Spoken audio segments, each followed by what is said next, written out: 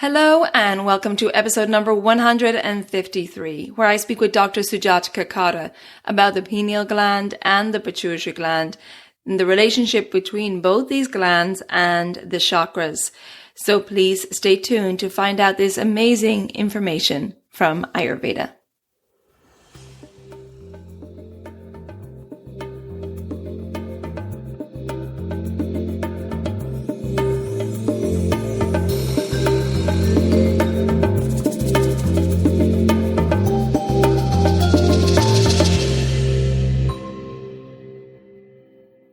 Hello and welcome to the Elements of Ayurveda podcast. I'm your host Colette, and I hope to educate and empower you to take charge of your health and well-being, preventing disease in the body and mind so that you can thrive in life. I will be sharing the holistic teachings of Ayurveda, the ancient healing tradition from India. I will also discuss topics like yoga, which is the sister science of Ayurveda, health and wellness, nutrition, fitness, and mindfulness practices, as well as interviewing lots of inspiring people along the way. My humble wish is to help you to connect to your true nature, to Mother Nature, and to help you to connect to each other. If you're new to Ayurveda, I recommend that you start by listening to the first couple of episodes where I do an introduction to Ayurveda and the mind-body types.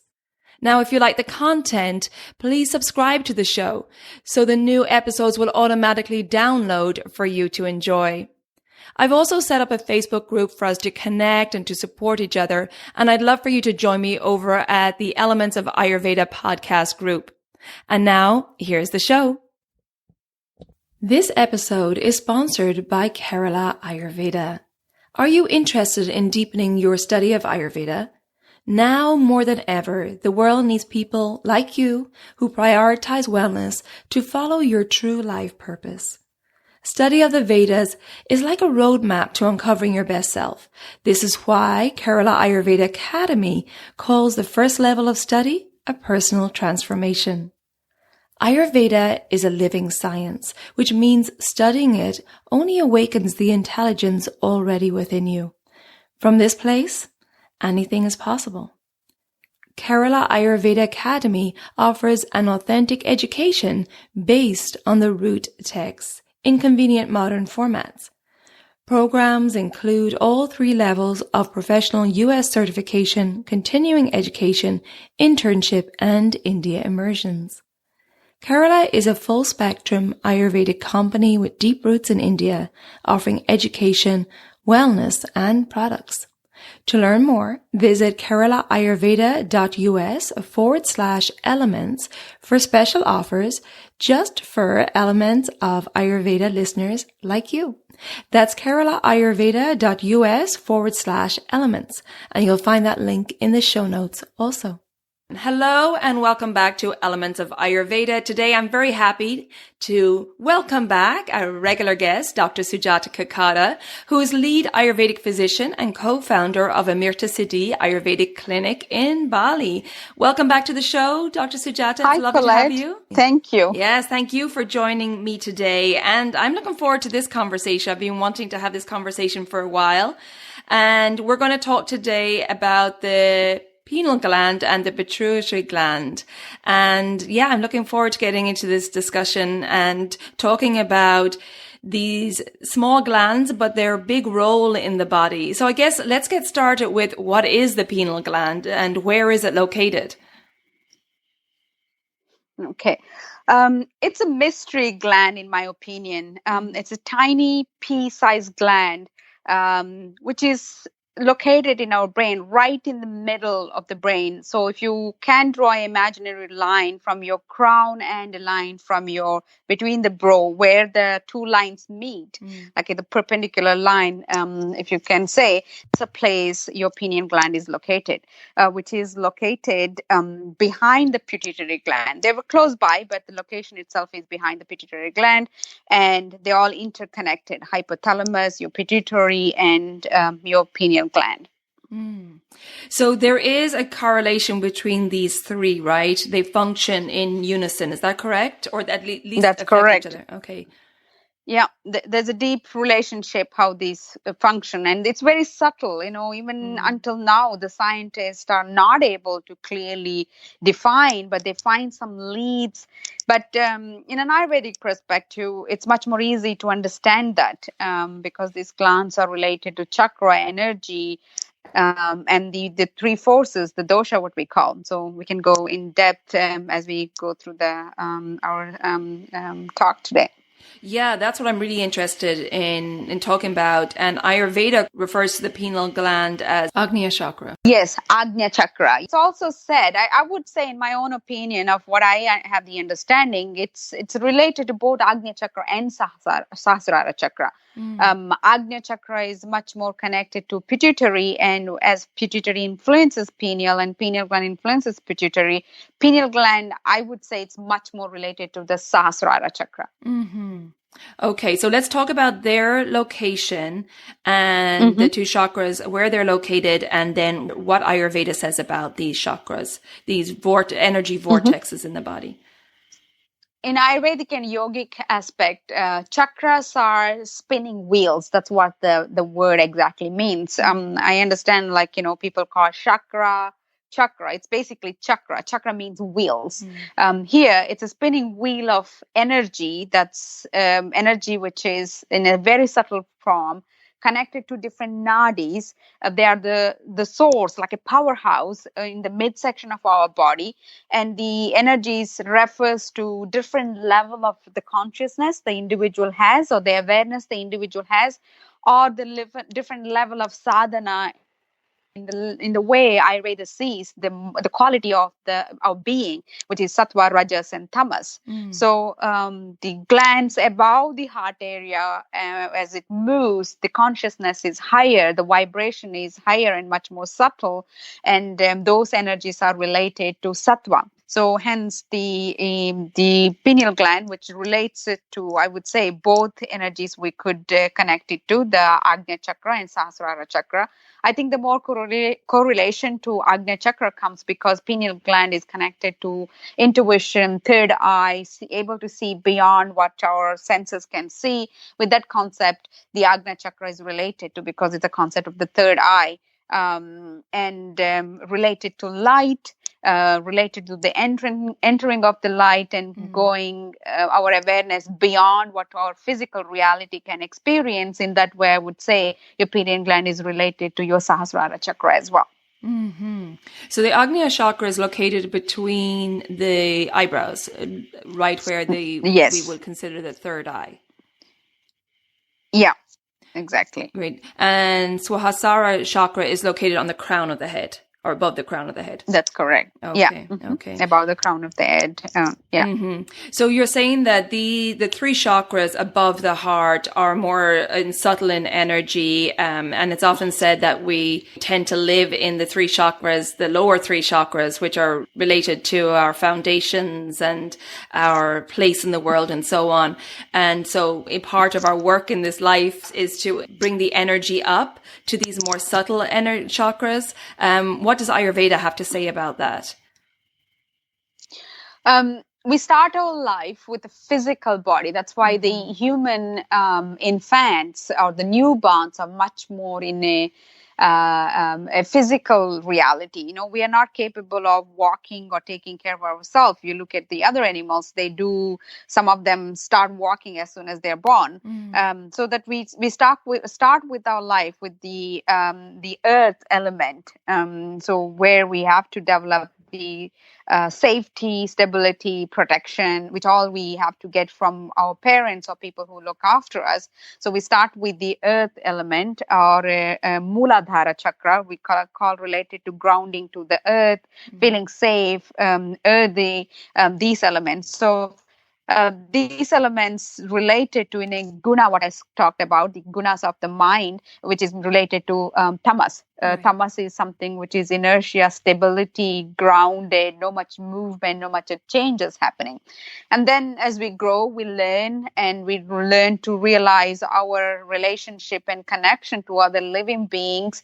And then that's Swadhisthana Chakra. And then we start to connect to Manipura, where we relate our ourselves with our self-expression of who we are, our emotions, expression of the emotions, or getting connected to other people's emotions, all those realities start. So that's where the fire elements start to come up. And then once the fire is a transformation energy. So once we reach that stage, we have to progress, because fire always helps us to transform. It makes us even lighter, the energy. And then we move into our, heart chakra area. And then things like related to love, connection, essence, and the separation slowly start to dissolve when we experience the momentum of unification, union, and connect to other living beings. And then, we call it as opening your heart, connecting to love, that what exists. And from there, the physicality had to dissolve. And then, we have to express that. Then we go into the throat chakra. From there, further, we raise up to the Agnia chakra, where it's more connecting to the light. Many people call in a different way. It's light, all that exists. It's opening the door for beyond the physical realm. And then we working towards the spiritual aspect, the spiritual connection, spiritual energy, able to see, hear, feel things, intuition, clairvoyance, all those things start to manifest from that state of being. That's lovely. It is like a life journey through the chakras, where and it's a beautiful way of looking at it. Now, the pineal gland does also produce melatonin, controls the circadian rhythms. Can you tell us a little bit about what Ayurveda says about that? Yes, like scientifically, scientists are able to explain the pineal gland's function, saying that it produces melatonin related to sleep. It's light sensitive. As the light goes down and the darkness prevails, your pineal gland gets activated and it produces melatonin. As the sun comes up in the day, and it basically the melatonin turns into serotonin. We know that the serotonin is a happy hormone, the active hormone. Enthusiasm, creativity, joy, all those things are experienced through serotonin. So basically, it's a transformation of melatonin to serotonin based on the time. We measure the time based on the light, how the earth rotates in its axis and around the sun, in the seasonal changes and the time changes, the dark and the darkness and the lightness. So Ayurveda way of understanding pineal gland is like we call something called the bindu, or something called amrita. So pineal gland is related to, in a esoteric way or Ayurvedic way or yogic way, is pineal gland, when it is activated, it produces amrita. Amrita is nectar of life, which is almost like in a subtle way of explaining ojas or prana. That's the supreme energy that can be converted into whatever that the body wants. So this can be a influence of a person. Like you probably heard stories of some sadhus or gurus, by just their touch or their blessing or a chant or a mantra, they can create magic. They can influence your emotions, your physical body, heal a disease, or give you an experience that in a normal word you cannot. So almost this experience you could correlate to the experience of out of body experience or out of norm experience, when sometimes when going through the process of ayahuasca ceremony or taking some psychedelic drugs. So basically it's similar to DMT. So which gives us experience which in a normal day-to-day life we are not able to, the things that we can't perceive with a physical body. So that's the concept of Ayurveda. It's an essence, it's a well-being of your total sattvic way of life. So in a simple way to say, you got to have a sattvic way of life in order to experience the activation of the pineal gland. So on a day-to-day basis, production of melatonin, serotonin is a step or it's a cycle that once we can maintain that would lead into the beyond the physical experience, what this bindu or amrita that we can experience. It's a pure joy or pure. It's in Ayurveda. It's said like it's almost like the state of bliss state of unconditional love beyond the physical experience of life. Beautiful, beautiful. And it does come down, like Ayurveda teaches us, to our daily actions, our daily dinacharya, the melatonin that's produced by the pineal gland affects our stress, affects our ability to adapt to a changing world, affects a lot of functions in our body. So maintaining that day-to-day lifestyle where we're keeping our doshas in balance, where we're living particularly in tune with the circadian rhythms and respecting these energies of nature so that our body's functioning efficiently with all the systems, and also that we have, like you said, this more sattvic way of life, which is where we can begin to work on accessing this chakra energy. Absolutely. And the following the circadian rhythm is so important in Ayurveda. So because it's a clock, it's like a setting on and off of a machine. Imagine like any of the machine, it has got to start and it has to switch off, right? We're not going to leave any machine nonstop running. And if we do that, we know what's going to happen to that. So same thing, your body need to rest and rejuvenate in order to be active. In order to use the physical body and able to connect to those subtle energies or experience or balance or stillness or whatever we want to achieve through all the health practices we have, including eating healthy food, taking supplements, meditation, yoga, exercise, all those things. And most of the time we mess up by not following this rhythm, because we need to understand the hypothalamus, and then we have pituitary, and then we have a pineal gland. So hypothalamus is connected to your pituitary gland. Hypothalamus is in your brain where it connects to the limbic system that influences your emotions, your energy, all those things. That means this is where the connection comes. The part of how you feel is experienced physically through hormones. So when you have certain kind of feelings, it tells the hypothalamus to do its function. So if the hypothalamus getting a message from the experience of anger, irritability, sadness, it constricts the function of hypothalamus. So the neurotransmitters which are connected from the hypothalamus to the pituitary, it's going to either block the signals or over signal. And hence the pituitary, which has got the two aspects, anterior and posterior, so they're going to get the signal from the hypothalamus based on how your body is experiencing the emotions. Right. So based on that, your pituitary is going to release the hormones. And we know that pituitary is considered as a master gland. And if it is a master gland, it's going to be getting signals from the hypothalamus based on what's happening in your body. This master gland in return has to tell all the organs and each and every cell by producing the hormones related to that, like our metabolic hormone, like a TSH, or our growth hormones, or the hormones related to our gonads, like what happens in your ovary, testes. All those things are controlled by your pituitary. But it gets the signal from what's happening in your body, what's happening in your emotion. That's what your hypothalamus recognizes.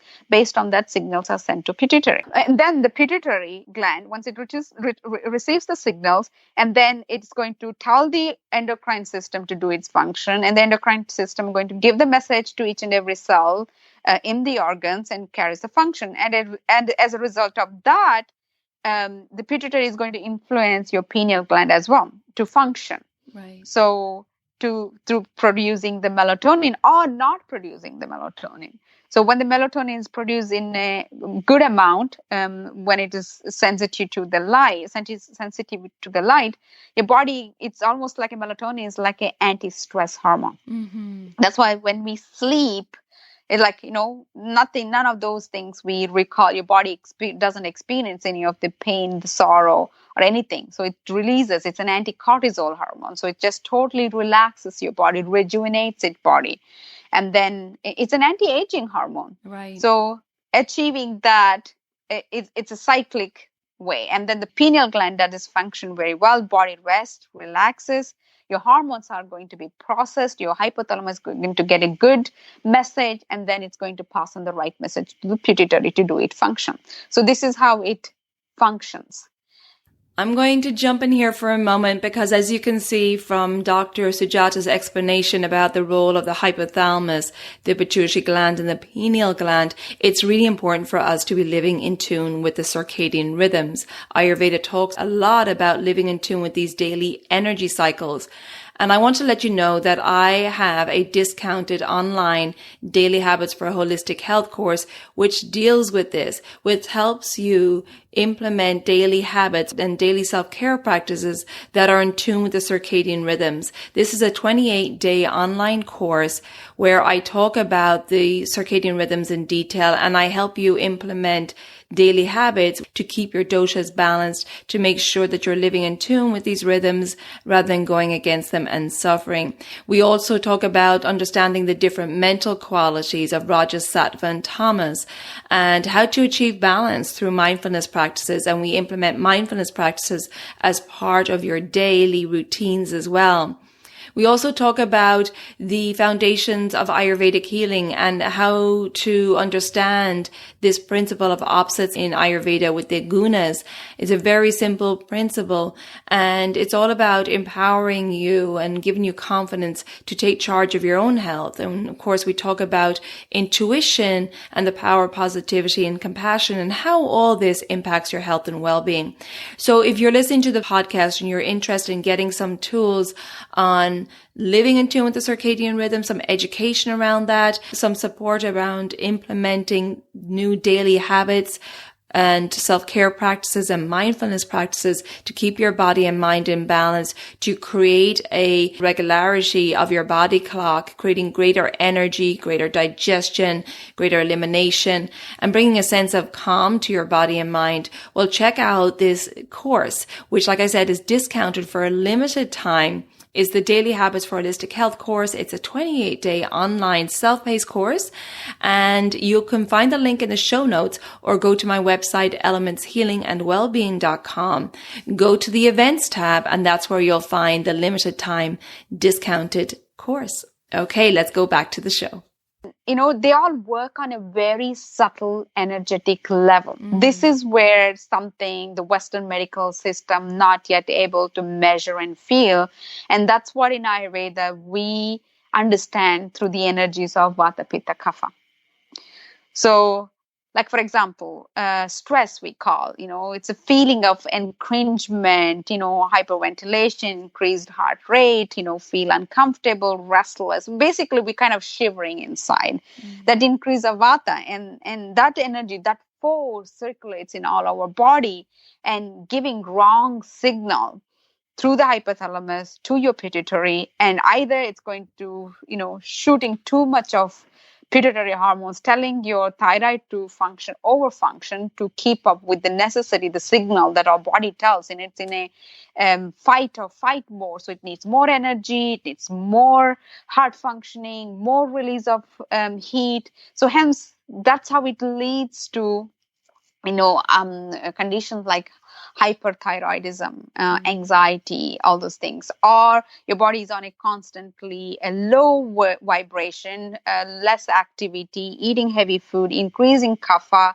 So it's stagnation. So hypothalamus gets this energy of everything is slow, and it signals the pituitary to create hypothyroidism by slowing down everything. So emotions of sadness, emotions of giving up hopes, all those things are perceived by hypothalamus, and it tells the message to the pituitary, like, you got to slow down now. The body's not ready to take all the hormones and what it need to do. So this is how it goes. And then the pineal gland, it doesn't get activated. It just goes into a sleepy hibernation mode.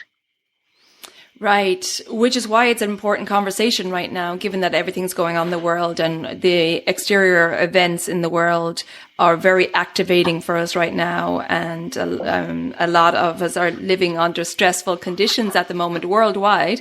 So this is why it's such an important conversation right now. And the fact that you just brought up hibernation, where the pineal gland can go into hibernation mode, they say that animals, right, have larger pineal glands so I just researched when I was looking up this subject.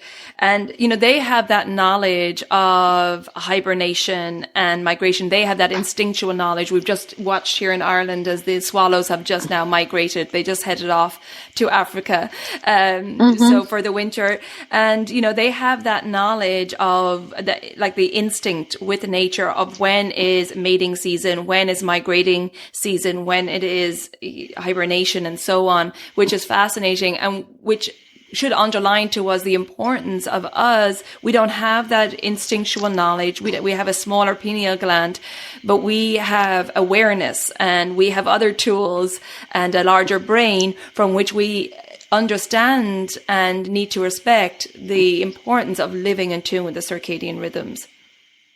Absolutely. That's what the simple meaning of connecting back to nature means. You're connecting back to nature and the rhythm of your body and listening to that. Right. And one of the main thing, I probably have mentioned this in other talks, like the cause for all the imbalances or losing in connection with our intuition starts from something called prajnaparada, which means consciously doing mistakes. We know, we are aware that certain things are not good. We should not be doing this, but we just overrule that. Right. So once we constantly overrule that, that means you're the intelligence of your body or the intuition of your body is just ignored. And that intelligence also gets dull because it's not respected. It's not activated and followed through. Yeah, it's going against our own wisdom. And so there's a lot of talk about the pineal gland can suffer from calcification. Can you speak on that a little bit? How does that happen? Is it that we're living out of tune with the circadian rhythms? Is it that we're aggravated in the doshas? Does Ayurveda mention that? Not directly. What I can say on that is if you structurally, anatomically, if you understand where the pineal gland is, it's in the third ventricle. Ventricles are little pockets in the brain which contains fluid called cerebrospinal fluid. So this pineal gland is, and cerebrospinal fluid it's an essence of all your nutrients and your well-being. And very similar to, I would call in Ayurveda, we can correlate or get it close to the ojas, or similar to rasa. Right. So generally, pineal gland is soaked with this essence that your body manifests after the final metabolism in your dhatus or in your tissue. And if your lifestyle is very much tamas, like stagnation, lack of activities, excess of stuff that your body more than your body needs, so it's going to stagnate, and then the calcifications start to happen with excess. It could be just a simple excess of calcium in your body which is not being processed and used and more than the need of your body, or another main cause is fluorides. So fluorides causes the calcification, from different sources of the food. Water is a big contamination through fluorides. And when this accumulates in the body and we're not doing through pranayama or proper yogic exercises or right food, respecting the rhythm of the nature, when we do that, they all kind of lose the natural purification that our body is built for. And hence this accumulation, stagnation happens in different part of the body, along with connected to emotions. It's going to stagnate also, particularly emotions of sadness, lacking hope, lack of inspiration, all those things going to further contribute to this calcification. And once the calcification happens, that means your pineal gland is not able to actively open and produce the right amount of melatonin or serotonin. So we kind of stay in a limbo, not properly rested, but, tired, but not enthusiastic, like a melancholy state that we can experience. Like there's like a dullness, tamas. Like a tamasic state. Like there's the inertia. And so for people out there, who want to take charge of their health and well-being and be full of vitality and access the Agnia chakra energy or the third eye energy, the pineal gland, and make sure they're producing enough melatonin, which we see is so important in our life. I guess regular cleansing, as Ayurveda recommends, really important. living into the circadian rhythms, like we talked about, meditating, right? Also, we always have to practice what we want to bring forward. So meditating, maybe chakra mantras as well are beneficial.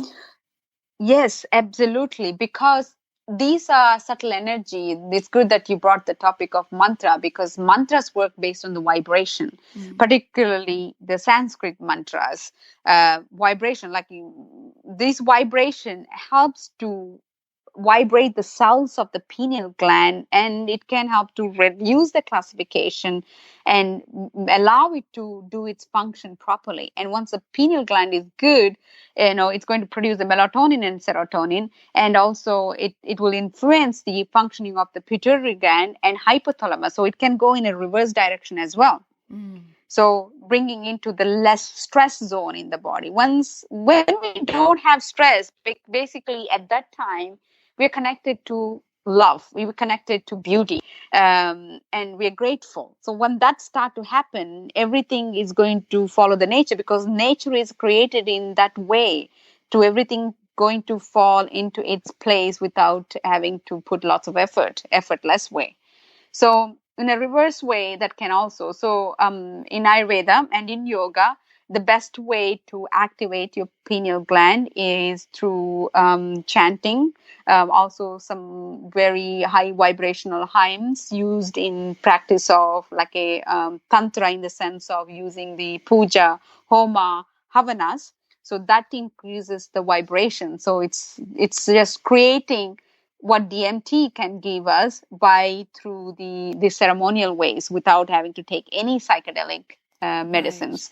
Right. Just the pure devotion, chanting, and the different mandalas and the way they worship. So that's going to bring. So a lot of sadhus and siddhi people, they look into achieving this state of amrita, or the opening of the pineal gland, through these kind of practices. And mantra plays a huge role in that.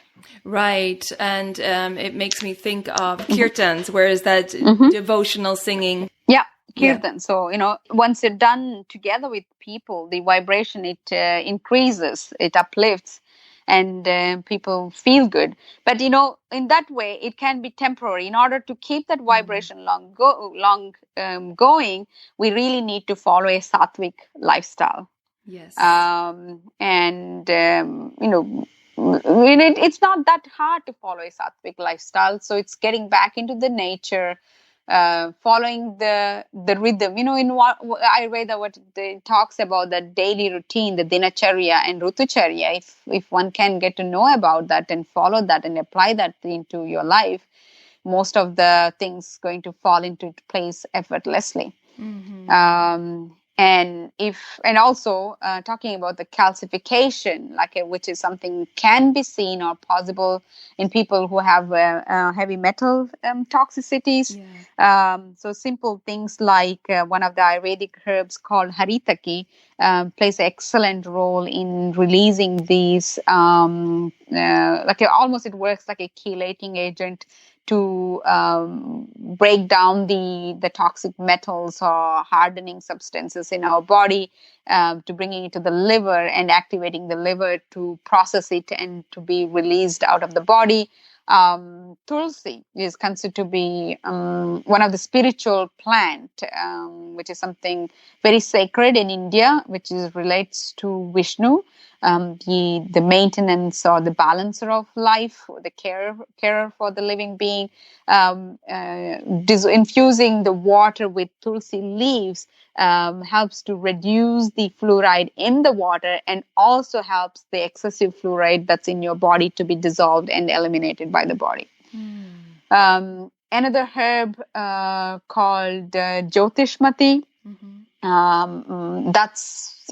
That has got a proven result in increasing cognitive function, a heightened state of awareness. So these herbs, this Jyotishmati is called Celestris paniculata. These herbs are handy and useful. Also, another very famous herb called Brahmi, the Baccopulmonary, that also plays a huge role in bringing circulation, opening up the pineal gland, and bringing the sattvic qualities into our consciousness.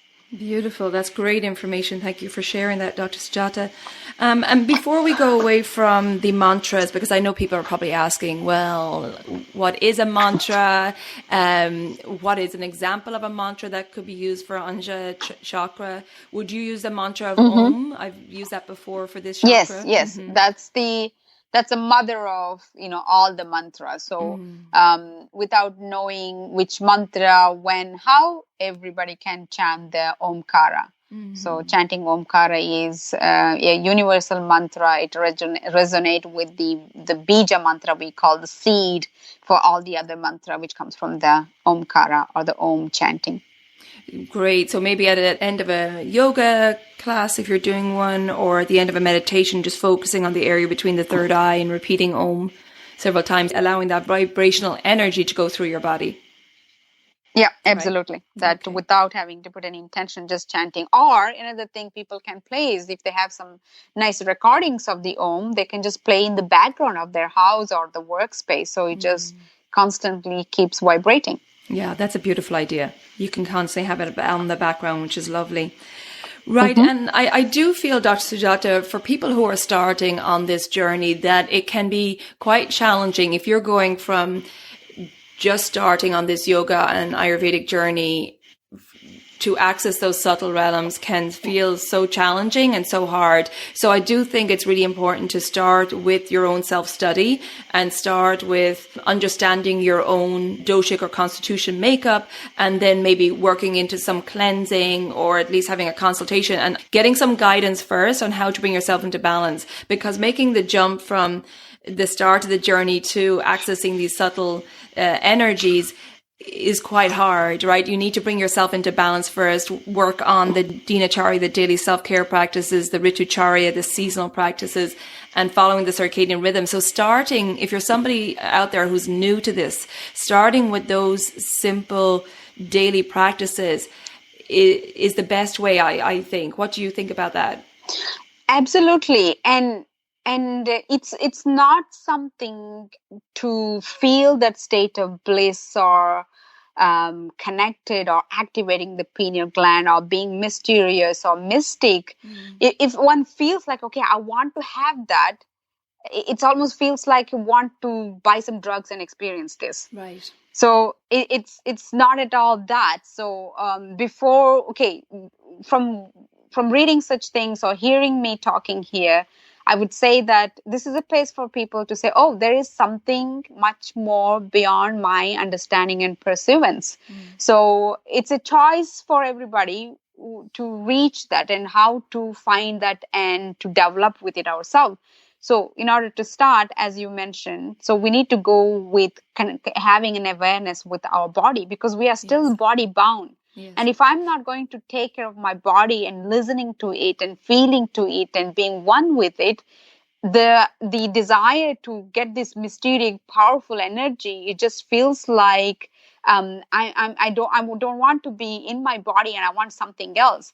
And that's when it becomes everything more stressful and chaotic and the self-rejection. So the beauty of Ayurveda is knowing your constitution means knowing yourself and forming a best relationship with who you are, because all constitution has its own positivity and its limitations and drawbacks.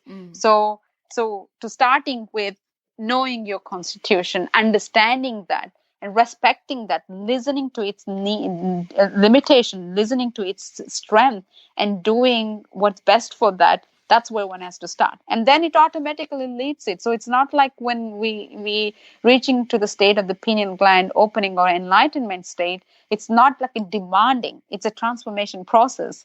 And it's not that you would know, in 10 days or in 10 years it's going to happen. It just happens when it happens. The only thing is for us to be feeling connected and being one with ourselves and doing whatever we can do to ourselves and to contribute to the others. If we take that path, and all the other things needed to guide that will automatically come to us.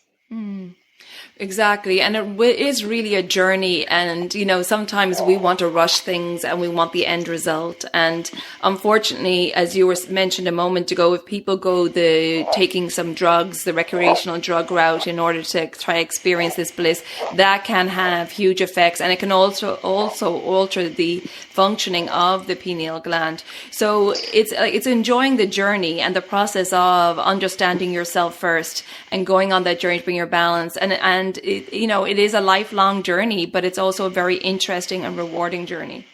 Absolutely. And if you're in that path, and the moment to moment, we're going to experience what the pineal gland functioning normally is going to give. So also another thing, my understanding is that, through ecstasy or through drugs or through orgasm, it's just the nature is telling us there is these things exist within ourselves. Right. It just is symbolic to know, because until we taste or try something, we don't know what exists, right? Mm-hmm. So these are the things the nature provides us to show, okay, these things exist within ourselves and we can master that and experience that. So, and beyond that, if anybody uses these things, then it becomes destructive. Right, because then there can lead to an addiction to that, and like we said, affecting how the pituitary gland functions, and along with other problems. Like you said, it is anti-aging. It's about tapping into your vitality. It's about tapping into those subtle energies and really having a life of vitality rather than one that's draining. Absolutely. Very good. Well, it is so fascinating, but it is really about taking note of how you're living day in, day out. What are your daily habits? What are your surroundings? Who are you surrounded by? We really have to take responsibility for that, right, Dr. Sujatha? Absolutely, because every action has its own effect, and we are in charge, and we can choose what results we want by taking the action the result we want. Yeah, absolutely. Well, Dr. Sujatha, thank you so much for this conversation today. I think it's so interesting to hear about these more subtle energies, and it's a good reminder for people to know that this is a journey with Ayurveda, and that we start at the foundation, getting our doshas in balance, understanding our unique constitution, and from there we go on a journey of peeling back the layers and accessing these more subtle realms. And it is, I know, as I'm still at the start of my journey, it's a very exciting journey, and it's constant curiosity and awareness as you go through these different layers. That's very right. And my last suggestion for people, like I understand this topic is quite big and it could be confusing, and in a short period of 30 to 45 minutes we're not able to give any guideline or put people into. I think whoever is listening to this is just an awareness and to understand hormones, even pituitary or hypothalamus or your pineal, they do have a major influence in your body. And simple things like waking up before sunrise and going to bed before 10:30, eating when you're hungry, eating mindful, eating more for your constitution, all those things sets a path for keeping your pituitary, keeping your pineal, keeping your hypothalamus in check.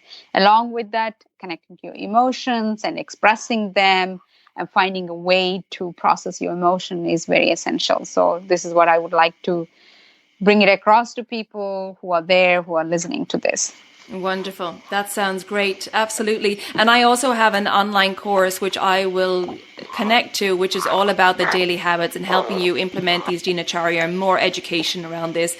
But Dr. Sujatha, I appreciate this chat today. Like I said, really interesting. So thank you so much. But before we go, I'd like you to tell us about what you have on offer. How are things in Amrita City? Amrita Siddhi, due to coronavirus, Bali being a place with a lot of tourism, the borders are closed now. So most of our work is being online, consultations online, and also we are offering home-based panchakarma. I would call it more mini panchakarma because in a strong, intense, full-on, it's difficult without the Vaidya being close to them. But we're still giving the support through a daily meetings online and designing some custom-made program for the illnesses and such things we're doing. So bringing basically the clinic into your house through online. Also, because of the current situation, I'm making an attempt to bring myself to Europe. So along with a good friend of mine and who's a very expert, well-known yoga teacher, Therese Paulsen, we both will be traveling to Europe in the month of November and offering a 9-day, very one-on-one focused retreat in Portugal and Greece. If anybody's interested, they can contact our email, that is info@amritasiddhi.com, and reach out to our website as well. So this is a effort to bring Ayurveda and awareness, and I believe a lot of people are going through many challenges, physical, emotional, financial. So both me and Therese are making an effort to bring some light through connecting to our own body, our own mind, truth, and taking some tools to practice that. And I believe with what the chaos going in the world, that it's each and every individual's responsibility for us to starting that with ourselves, and that's going to bring awareness outwardly. Yes, absolutely. Well, that sounds wonderful. And we'll put all those links in the show notes. So again, Dr. Sujatha, thank you so much for taking some time to talk to us today. I wish you the very best, especially with those retreats in November in Portugal and Greece. They sound wonderful. I look forward to talking to you again soon. Thank you, Colette. It's been wonderful. Okay, take good care of yourself. Bye-bye. Bye. I hope you enjoyed that conversation with Dr. Sujatha, and please check out the show notes for all the links to Amrita City, the Ayurvedic clinic in Bali, and to those upcoming retreats. I also have the link in the show notes to my discounted Daily Habits for a Holistic Health course. It's just discounted for a limited time, so check that out there. And also, if you would like to comment on this episode, please do so over on the Elements of Ayurveda podcast Facebook group. I'll put that link in the show notes as well, along with the link to my Patreon page if you would like to support the podcast. If you haven't already done so, please subscribe to the podcast and the new episodes will automatically download for you. And if you wish, you could rate and review the podcast. I would truly appreciate that. Thank you so much for tuning in. Take good care of yourself, be well, and slong på. Bye for now.